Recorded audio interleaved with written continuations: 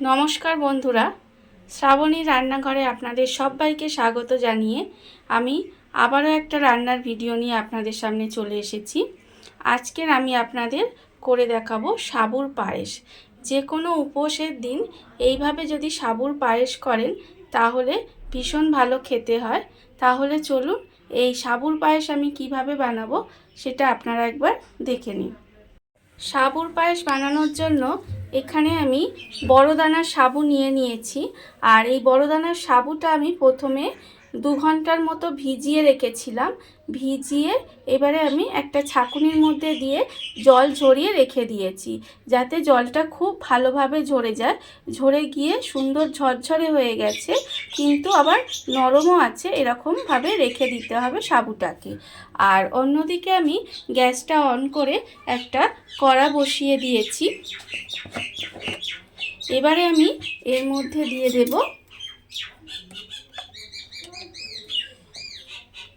অল্প সামান্য একটু ঘি। একটা চামচের 1/4 চামচ মতো ঘি আমি এর মধ্যে দিয়ে দিলাম। এবারে ঘিটা আমার একটু গরম হবে। ঘিটা আমার গরম হয়ে গেছে। এবারে আমি এর মধ্যে দিয়ে দেব যে সাবুদানাটা আমি জল ঝরিয়ে রেখে দিয়েছিলাম, সেই সাবুদানাটা আমি এর মধ্যে দিয়ে দিলাম। দিয়ে এবারে সাবুটাকে একটু হালকা করে আমি এই ঘিয়ের মধ্যে ভেজে নেব। ঘিয়ের মধ্যে সাবুটা দিয়ে আমি খুব বেশি কিন্তু ভাজবো না, সামান্য একটু ভেজে নিয়েছি। এইবারে আমি এর মধ্যে দিয়ে দেব দুধ। এখানে আমি 500 গ্রাম দুধ আগে থেকে জাল দিয়ে রেখে দিয়েছি, সেই দুধটা আমি এর মধ্যে দিয়ে দেব। আর অল্প একটু দুধ আমি এর মধ্যে রেখে দেব। দিয়ে এবারে এই সাবুটা খুব ভালোভাবে মিশিয়ে একটু রান্না হতে দেব। এখানে আমি ঘিয়ের মধ্যে সাবুটা একটু ভেজে নিলে পায়েসটা একটু খেতেও ভালো হয় আর গন্ধটাও সুন্দর হয়, সেই জন্য আমি এখানে অল্প একটু ঘি ব্যবহার করেছি। এবারে এইভাবে আমি পায়েসটাকে একটু রান্না হতে দেব। দুধটা দিয়ে আমি প্রায় মিনিট 5 মতো একটু রান্না হতে দিয়েছি সাবুটাকে। এইবারে আমি এর মধ্যে দিয়ে দেব চিনি। এখানে আমি 100 গ্রাম সাবু নিয়েছিলাম, আর আমি এখানে 50 গ্রাম মতো চিনি দিলাম। আর মিষ্টিটা কিন্তু আপনারা কতটা খাবেন সেটা বুঝে কিন্তু চিনিটা দেবেন। এবারে চিনিটা দিয়ে খুব ভালোভাবে মিশিয়ে নিতে হবে, যাতে চিনিটা খুব ভালোভাবে গলে যায়। আর এই সময় আমি দিয়ে দেব এর মধ্যে তেজপাতা। এখানে আমি 2টো তেজপাতা রেখেছি, তেজপাতা 2টো আমি এর মধ্যে দিয়ে দেব। আর দিয়ে দেব এর মধ্যে ছোট এলাচ। এখানে আমি 4-5টা ছোট এলাচ ফাটিয়ে রেখেছি, সেই ছোট এলাচগুলো আমি এর মধ্যে দিয়ে দিলাম। এইবারে আমি এর মধ্যে দেব, এখানে আমি বড় চামচের 2 চামচ মতো গুঁড়ো দুধ রেখেছি।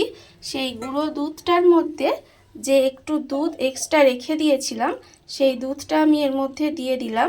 দিয়ে এবারে গুঁড়ো দুধটা খুব ভালোভাবে কিন্তু গুলে নিতে হবে, যাতে কোনো রকম দানা দানা না থাকে। গুঁড়ো দুধটা আমি ভালোভাবে গুলে নিয়েছি, এর মধ্যে কোনো রকম দলা নেই। এবার এই দুধটা আমি এই পায়েসের মধ্যে দিয়ে দেব।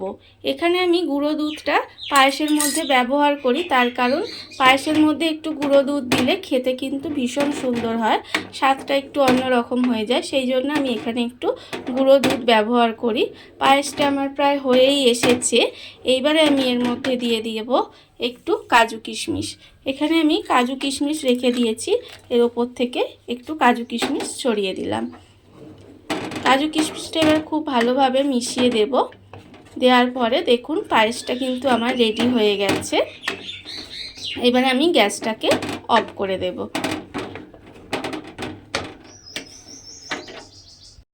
দেখুন বন্ধুরা, বাড়িতে থাকা অল্প উপকরণ দিয়ে অল্প সময় কত সুন্দর একটা সাবুর পায়েস রেডি হয়ে গেছে। আর এটা কিন্তু যে কোনো দিনে বা উপোসের দিনে কিন্তু এটা আপনারা বাড়িতে বানিয়ে দেখতেই পারেন, ভীষণ ভালো খেতে হয়। আর এই ভিডিওটা যদি আপনাদের ভালো লেগে থাকে তাহলে লাইক করবেন, কমেন্ট করবেন আর সাবস্ক্রাইব করবেন আমার চ্যানেলকে। আজ এই পর্যন্ত, নমস্কার।